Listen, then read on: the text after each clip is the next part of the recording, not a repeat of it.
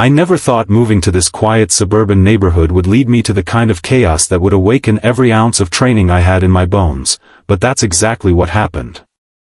My wife and I had bought this house because we wanted a peaceful life after I retired from the Navy SEALs.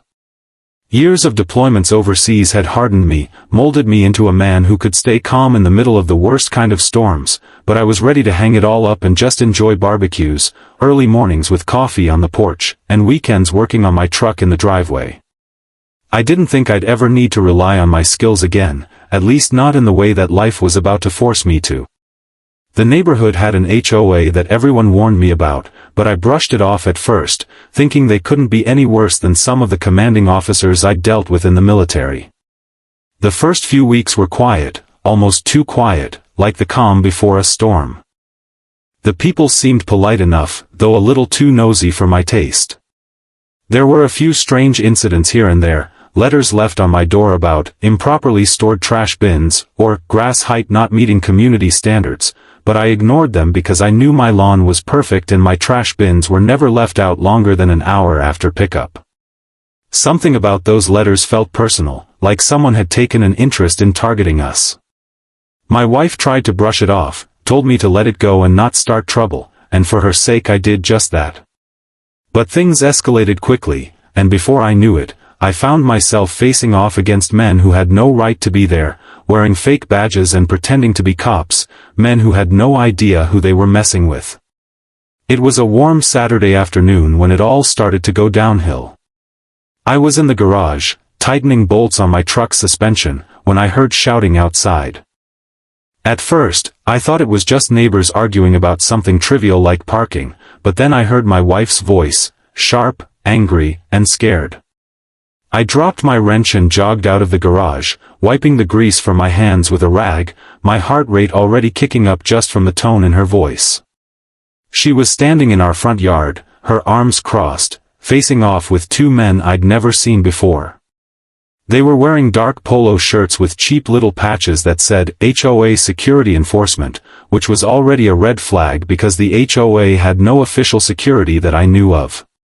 One of them was a tall, skinny guy with sunglasses and a smug smirk plastered on his face, and the other was a stockier, bald-headed man who looked like he spent more time drinking beer than doing anything athletic. I walked closer, keeping my tone calm, and asked what was going on, but before I could even close the distance, the tall one suddenly slapped my wife across the face. Time slowed down in that instant. Her head snapped to the side, her sunglasses flew off, and she stumbled back a step. I could see the red mark forming on her cheek. Every bit of calm I had been holding onto evaporated in a single second. My SEAL training kicked in automatically, and I closed the distance between us in 3 long strides. I didn't even have to think. My hands moved faster than my brain could catch up. I grabbed the tall guy by the front of his shirt and slammed him against the hood of my own truck so hard that the metal creaked under the impact. The other guy tried to step forward, but a glare from me froze him in his tracks. My voice came out low and dangerous, the way it used to when I was barking orders at a team under heavy fire. I told him if he so much as flinched, he wouldn't be walking away on his own 2 feet.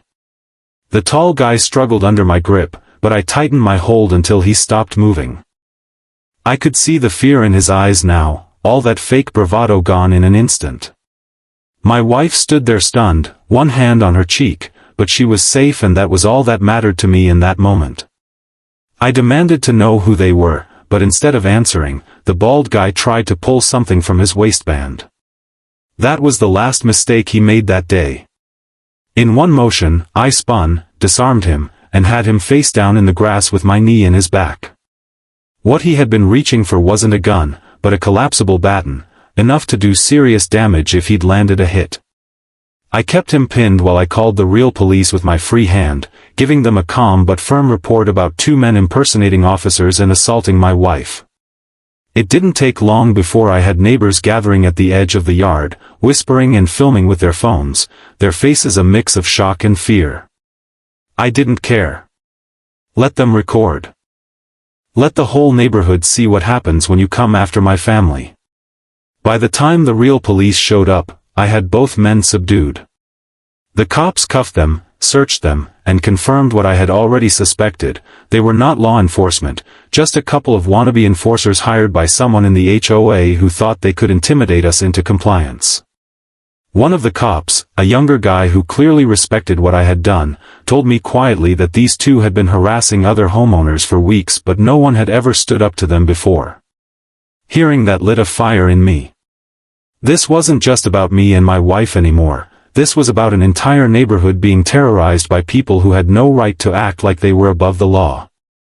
As the cops loaded the two men into the back of their cruiser, I caught the eye of the smirking HOA president standing across the street, watching everything unfold with her arms crossed. She didn't look happy that her little muscle squad had been taken down, and I could tell by the way her lips pressed together that this wasn't over. Fine by me. I've fought tougher enemies than her and I've never lost. That night, as I sat on the porch with my wife, her head resting on my shoulder and an ice pack pressed against her cheek, I made a promise to myself that I was going to put an end to this once and for all. They had crossed a line, and I was going to show them exactly why you don't put your hands on a Navy SEAL's family. The next morning, I woke up before the sun, as I always did, but there was a heaviness in my chest that I couldn't shake. My wife was still asleep, her face turned toward me, the faint red mark on her cheek a reminder of what had happened. I gently brushed her hair away from her face, kissed her forehead, and got out of bed. I made myself a cup of coffee and sat out on the porch, staring at the quiet street. It was hard to believe that just hours ago, that same street had been filled with neighbors whispering and filming while I held two grown men on the ground like they were nothing. My mind wasn't racing. I never let adrenaline control me, but I was calculating, running through everything I had seen, heard, and felt yesterday. Someone in that HOA had sent those men. They didn't just show up on their own, wearing fake badges and acting like they owned the place. No, this was deliberate. I had seen the HOA president watching from across the street, her eyes practically burning a hole through me as the cops took her little enforcers away. I had been in situations like this overseas. Insurgents would hire local thugs to intimidate villages, thinking that fear would keep everyone in line. I knew exactly how to deal with people like that. You take away their power, expose them in front of everyone, and make it clear that crossing you comes with consequences. That's when I decided I wasn't just going to wait for this to blow over. I was going to dig until I found out exactly who was pulling the strings and then I was going to dismantle their entire operation piece by piece. I started by gathering intel, the same way I would before a mission. I kept my movements casual so nobody would suspect what I was really doing. I took early morning walks around the neighborhood, paying close attention to which houses had HOA board members living in them. I memorized license plates, noticed which cars came and went at odd hours, and kept track of who talked to who. It didn't take long before I figured out that the president, whose name was Linda, was the center of it all. She lived 3 houses down, in a big white 2-story house with perfect hedges and a flagpole out front. She always wore that same smug expression whenever she passed me, like she was untouchable. But I could see cracks in her armor. She had cameras pointed at her own driveway, which meant she was paranoid about someone coming after her. She also held meetings in her backyard with the same small group of people every Thursday evening, which I observed from a distance without being seen. I could tell by their body language they were plotting, not just talking about lawn care or pool maintenance. That week, I heard from a neighbor named Carl that Linda had been telling everyone I was a danger to the community, that I had attacked 2 innocent security officers for no reason. That lie lit me up inside, but I kept my cool because I knew I'd get my chance to set the record straight in a way she wouldn't forget. The following Friday, I decided it was time to send a message. I set up my GoPro cameras around my property, hidden but with a clear view of the street, my driveway, and my front porch. If anyone came near my home again, I'd have them on video. Then I paid a visit to a buddy of mine, Marcus, a former Marine who ran a private security company in town. He owed me a favor from a few years back, and when I told him what happened, he was more than happy to help. Marcus sent 2 of his best guys to quietly patrol the neighborhood in plain clothes, keeping an eye on my place and watching for anyone suspicious. That same night, those cameras caught exactly what I expected, a black SUV slowly driving by my house 3 separate times between midnight and 2 a.m. The plates were partially obscured, but I managed to get a clear enough shot to run them through a contact I still had at the sheriff's office. Sure enough, the SUV was registered to a relative of one of the men I'd taken down. That was all I needed to know. This wasn't over. They were circling like vultures, trying to intimidate us again. Big mistake. The very next HOA meeting was where things really started to heat up. I showed up uninvited, my wife at my side, and walked straight into the community clubhouse where Linda and her little crew were sitting at a long table. The whole room went quiet when I walked in. You could feel the tension crackle in the air. Linda tried to tell me this was a members-only meeting, but I didn't give her the satisfaction of responding. Instead, I pulled out a flash drive, plugged it into the projector they used for presentations, and played the footage of her hired thugs assaulting my wife.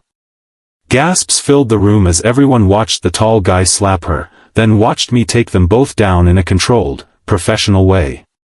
I could see faces turning red, not with anger at me, but with embarrassment that their HOA president had lied to them. Linda's smug mask started to slip, and she tried to claim the video was edited, but nobody bought it. One older man stood up and said he'd had similar run-ins with those same guys, and soon a few other neighbors spoke up too. The room was on my side now, and Linda knew it. I looked her dead in the eye and told her if she or anyone she sent ever set foot on my property again, I wouldn't just call the cops, I'd press charges so hard they'd regret ever moving into this neighborhood. Then I walked out, leaving the room buzzing with whispers and Linda fuming in silence. But I wasn't done. Exposing her was only the first step. I wanted to make sure she couldn't do this to anyone else again. Over the next few days, I worked with Marcus and his team to compile evidence of harassment, impersonation of law enforcement, and misuse of HOA funds, because yes, it turned out Linda had been paying those thugs out of the HOA budget, which meant every homeowner's dues were funding her personal little army. When I brought this evidence to the real authorities, they took it seriously. The county sheriff's office opened an investigation, and within a week, Linda was served with a notice to appear in court. The look on her face when the deputies showed up at her house was priceless. Neighbors gathered on their lawns just to watch. Word spread fast, and by the end of the week, half the board had resigned, leaving Linda standing alone. But instead of backing down, she got desperate. I could tell she wasn't finished with me. And honestly, that was fine, because neither was I. After the HOA board meeting and the public embarrassment of Linda being served, things in the neighborhood got tense. The air felt heavier every time I stepped outside. People would nod at me respectfully, some even thanking me quietly for standing up to her, but there was also a sense that something was brewing just beneath the surface. I could feel it. Years of combat had given me a sixth sense about danger, and I knew this wasn't over. Linda wasn't the type to take humiliation lightly. Sure enough, 2 nights later while I was sitting in my living room watching the late-night news, I heard tires screeching outside followed by the sound of glass shattering. I grabbed my pistol from the safe by the door and moved quickly but silently to the front window. The headlights of a black SUV were already retreating down the street, and in the driveway, I saw the aftermath of what they had done. One of our front windows was smashed, and a brick lay on the living room floor with a note tied to it. I picked up the note and read the sloppy handwriting that said, "Leave or next time we won't miss." I felt that calm anger settle into me, the same cold focus I used to feel just before a mission started. They had taken it to another level, and now it was time to shut this down once and for all. The next morning, I called Marcus and told him I needed full coverage surveillance. He sent over 2 more guys and we set up high-quality cameras that covered every angle of my property. I wasn't just trying to catch them, I wanted to lure them back. I left the broken glass where it was and made it look like we were vulnerable, like we weren't doing anything to protect ourselves. Meanwhile, I reinforced every entry point of the house, double-checked my security system, and made sure my wife knew exactly what to do if something happened while I wasn't home. She trusted me completely, and that trust fueled me to make sure I was 10 steps ahead of anyone who came near us. That night, just after midnight, the cameras caught movement. The same black SUV rolled slowly past our house, then parked 2 houses down with the lights off.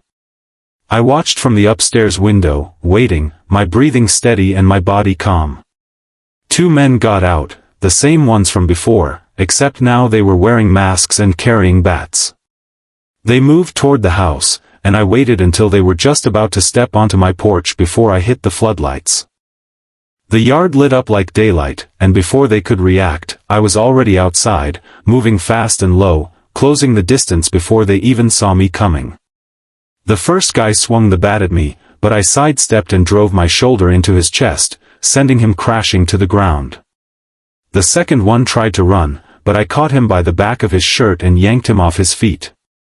My training took over as I disarmed them both and had them face down on the grass, my knee pinning one while the other squirmed helplessly. I didn't say a word at first. I just let them feel the weight of what they had done, the silence more terrifying than anything I could have shouted. When I finally spoke, my voice was low and steady as I told them this was their last chance to walk away from whatever Linda had promised them. If they ever came near my property again, I wouldn't just hold them down until the police came. They nodded quickly, terrified, and I could see in their eyes that they knew I meant every word. I let them crawl back to their SUV and watched them drive away. Then I handed the footage to the sheriff's office the next morning, adding another charge to the growing list against them. By now, the deputies were fully invested in the case, and they started doing nightly patrols near my house, which made my wife feel safer. But I knew Linda still had something up her sleeve. Sure enough, a few days later, I caught her in the act. I was out for an early morning run when I saw her in the distance, standing near my mailbox with her phone in her hand. I slowed down just enough to watch her snap pictures of my yard, my truck, and even my house. I walked right up to her, close enough that she had to look up at me, and told her she was trespassing. She stammered something about documenting HOA violations, but I knew better. I told her if she ever stepped foot on my property again, I'd have her arrested for harassment. Her face turned pale, but she still tried to smirk, like she had some kind of leverage over me. I just stood there staring at her until she finally turned and walked away. Later that same day, an official letter arrived in the mail claiming we were in violation of multiple HOA rules and demanding fines. I laughed when I read it because it was so transparent. She was trying to retaliate using paperwork now that her muscle had been neutralized. Instead of getting angry, I called my lawyer, a guy I had served with who was now one of the best defense attorneys in the state, and he promised to handle it personally. Within 48 hours, every bogus fine was overturned and the HOA was warned to stop harassing us or face legal consequences. That should have been the end of it, but Linda still refused to let it go. One evening, just as the sun was setting, we heard a loud bang from the side of the house. I grabbed my rifle this time and went outside, moving tactically along the shadows until I reached the source of the noise. Someone had thrown paint across the side of the house, covering the windows and siding with red streaks meant to intimidate us. I could hear footsteps running away, and I took off after them, my boots pounding the pavement. I closed the distance easily, they weren't trained and they were sloppy. When I finally caught up, I grabbed the guy by the back of his hoodie and spun him around. It wasn't one of the thugs from before. This was a younger guy, maybe 18, and he looked terrified. He admitted Linda had offered him money to vandalize my house, saying it would scare us into moving. I dragged him back to my house, sat him down on the porch, and called his parents to come pick him up. When they arrived, I explained exactly what had happened, showed them the security footage, and told them they might want to talk to Linda about using their son for her dirty work. The parents were furious, not at me, but at Linda, and I knew word would spread quickly. That was when I realized I had completely turned the neighborhood against her. The same people who once whispered behind their curtains were now coming to me, thanking me for standing up for them and offering to help however they could. By the end of that week, Linda's little empire had completely collapsed. The sheriff's department had gathered enough evidence to charge her with harassment, misuse of HOA funds, and conspiracy. When they showed up to arrest her, half the neighborhood stood outside watching, some even cheering as she was led away in handcuffs. It should have felt like victory, but to me it just felt like justice. I hadn't wanted this fight, but once it came to my door, I made sure it ended on my terms. That night, as my wife and I sat on the porch watching the stars, she rested her head against my shoulder again and told me she was proud of me. I held her close and told her this was what I had trained for, to protect the people I love, no matter what it takes. For the first time since this all started, the street was truly quiet. And this time, I knew it was the kind of quiet that comes after a storm has finally passed. The morning after Linda's arrest, the neighborhood felt different. There was no tension hanging in the air anymore, no prying eyes watching from behind curtains, no cars creeping down the street in the middle of the night. It was quiet, peaceful even, but I knew this wasn't quite over yet. Linda might have been in custody, but the legal process was just beginning, and I wanted to make sure she never had the chance to do this to anyone else again. I spent the next few days working with my lawyer to prepare for what was coming. We compiled every piece of evidence, the video of the assault on my wife, the footage of the break-in attempt, the brick with the threatening note, even the testimony of the teenager she had paid to vandalize my house. It was a solid case, and my lawyer was confident we could not only win in court but also have her permanently removed from the HOA board. My wife attended every meeting with me, sitting silently but proudly at my side, and the sight of her healed face reminded me why I was doing this. I had endured years of firefights and dangerous missions overseas, but this fight had been personal. This was about protecting home. The first court date came quickly. Linda walked into the courtroom still trying to look defiant, wearing an expensive suit and keeping her chin high, but I could see the fear in her eyes. She wasn't in control anymore. The judge reviewed the evidence and allowed my lawyer to present the security footage first. When the video of my wife being slapped played on the big screen, there was an audible reaction in the room. Even Linda's own lawyer looked uncomfortable. Then came the footage of the late-night attack, the SUV pulling up, the masked men approaching my porch, and me taking them down with precise control. It painted a clear picture of a woman who had abused her position and escalated a personal vendetta into a campaign of harassment. When my lawyer presented the HOA financial records showing that Linda had used community funds to pay her so-called security officers, the judge's expression hardened. By the end of the hearing, Linda had been charged not only with assault conspiracy but also with fraud and misuse of funds. Her bail was revoked, and she was remanded back into custody until the trial. The neighborhood was buzzing that afternoon. People stopped by our house to thank us, bringing over food, offering to help clean up the damage, even mowing our lawn without asking. For the first time since moving here, I felt like we belonged, like we weren't just strangers in a hostile place anymore. As the weeks passed, the case grew bigger than I expected. Local news picked it up, and soon there were reporters asking for interviews. I declined every one of them. This wasn't about publicity for me, it was about closure. Marcus kept his security guys watching the neighborhood just in case someone tried to retaliate, but things stayed calm. At the next HOA meeting, which I attended by invitation this time, the remaining board members announced that Linda had been formally removed and that the HOA would undergo a complete restructuring. They even asked me to serve as a temporary advisor to help them create new rules that would prevent abuses of power in the future. I agreed, not because I wanted to run the place, but because I wanted to make sure no one else ever went through what we had. We spent hours revising policies, putting in safeguards that required board transparency, limited how funds could be spent, and created a clear process for handling disputes. By the time we were done, the HOA was unrecognizable, and for the first time, it actually worked for the people who lived here instead of against them. When the trial finally came, it lasted 3 days. I took the stand and told the story from start to finish, calmly, clearly, never once letting anger creep into my voice. I described the first encounter in my yard, how one of her hired men slapped my wife, and how my training had taken over. I described the late-night harassment, the smashed window, the vandalism, and the fear that someone might escalate to something far worse.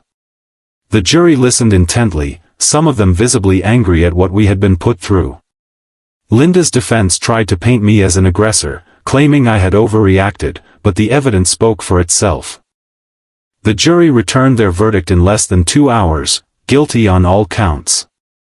Linda was sentenced to a mix of jail time and probation, banned from serving on any HOA board in the future, and ordered to pay restitution to every homeowner whose dues she had misused. It was a decisive victory, not just for us but for everyone in the neighborhood. After the sentencing, one of the jurors approached me outside the courthouse, shook my hand, and said I had done the right thing standing up to her. That meant more to me than I expected. Life slowly began to return to normal after that. The window was replaced, the paint was cleaned off the house, and the neighborhood actually started to feel like the place we had dreamed about when we first moved in. My wife smiled more now, and I noticed she spent more time in the yard talking with neighbors. People who had once been distant or even hostile now waved when they passed by.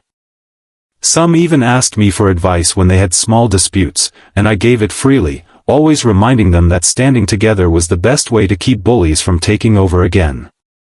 Marcus and I stayed in touch, and every now and then we'd sit on the porch with a couple of beers, talking about the old days and laughing about how my quiet retirement had turned into a miniature war zone. He told me he had never seen someone turn a neighborhood around so completely. I didn't see it as heroics, just doing what had to be done. Months later, on a warm summer evening, I sat on that same porch watching the sunset with my wife beside me. For the first time since moving there, I felt at complete peace. There was no more anger, no more waiting for the next shoe to drop. The HOA was functioning the way it was supposed to, and the people here actually looked out for each other.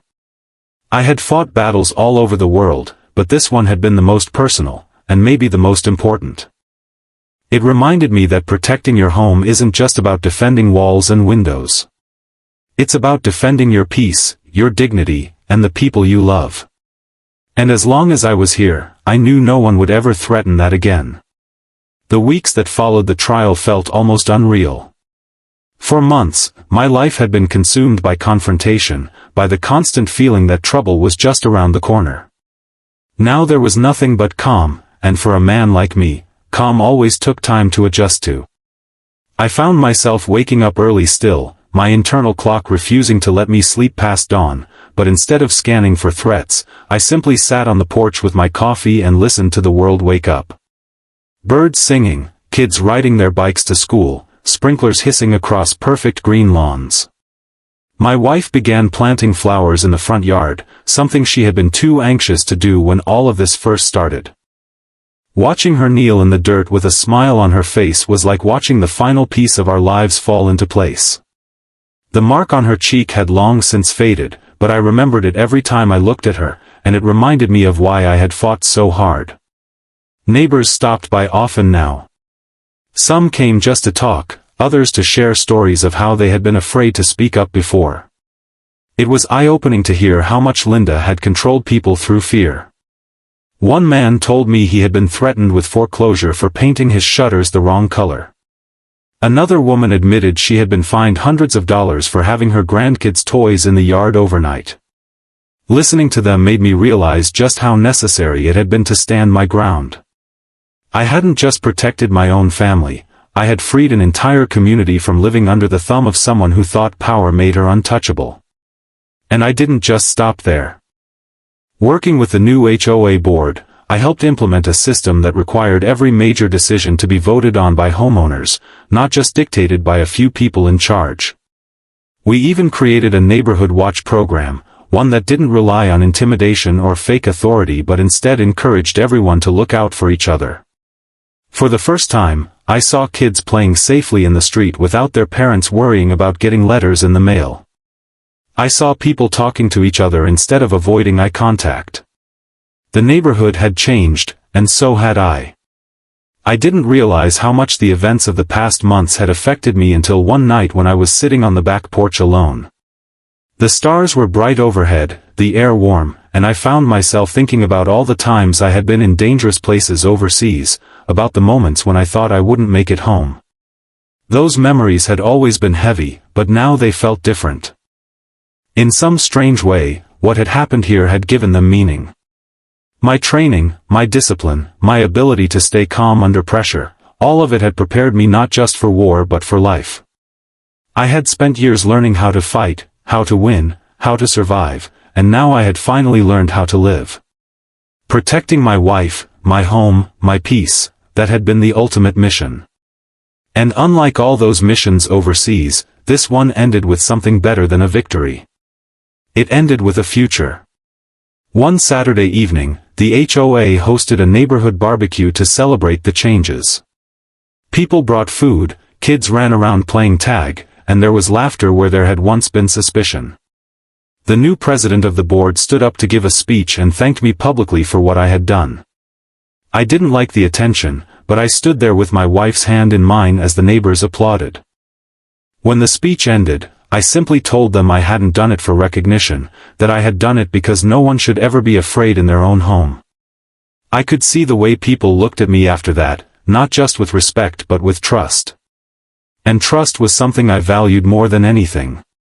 Marcus showed up later with a cooler of beer, and the two of us stood off to the side talking and laughing, watching the neighborhood come together. He clapped me on the back and said I had built something stronger here than any fence or wall could ever provide, a community that knew its own strength. As the months turned into a year, life settled into a rhythm I had almost forgotten was possible. I spent my mornings fixing things around the house, my afternoons working on my truck or taking my wife into town, and my evenings sitting on the porch watching the sun go down. Sometimes I'd hear kids shouting as they played and it would make me smile because I knew that if trouble ever came back to this street, the people here wouldn't stay silent anymore. They had seen what it looked like when someone stood up to a bully and won. They had found their own voices. And me, the man who once thought he could only find peace by leaving the fight behind, had discovered that sometimes the fight is exactly what brings peace. I wasn't just a former Navy SEAL anymore.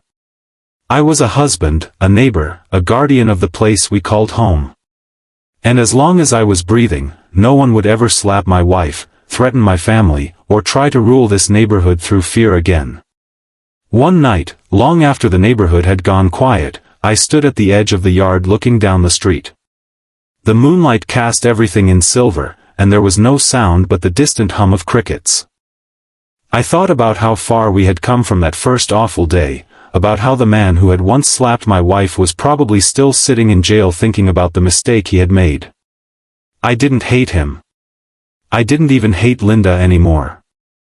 I had let go of all of that because holding on would have meant they were still controlling a piece of me. Instead, I felt a calm sense of finality, like the last page of a book closing. I turned and looked back at the house, our house, with its lights glowing warm through the windows, and I felt something I hadn't felt in a long time. Pride. Not the kind of pride that comes from medals or accolades, but the kind that comes from knowing you stood your ground, protected what mattered, and gave the people you loved the safety they deserved. I walked back up the steps, sat down next to my wife, and took her hand. She smiled at me, and in that quiet moment, I knew I had kept my promise, to her, to myself, and to this place we now called home.